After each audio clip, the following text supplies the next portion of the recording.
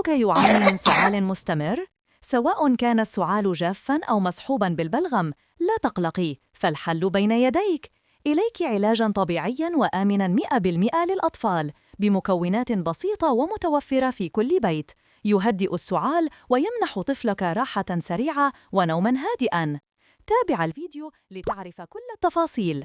أرجو منك أولاً أن تصلي على النبي الكريم في التعليقات. المكون الرئيسي هو برتقالة. نأخذ البرتقالة ونزيل قطعة من الأعلى لاستخدامها كغطاء لاحقاً، ثم نزيل قليلاً من الأسفل لتثبيتها بشكل مستقر. بعد ذلك نقوم بإزالة بعض اللب من داخل البرتقالة.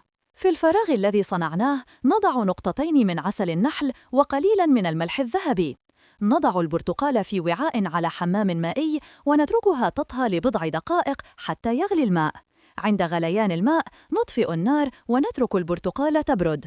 تعطى هذه الشراب لطفلك كل 3 ساعات بملعقة صغيرة.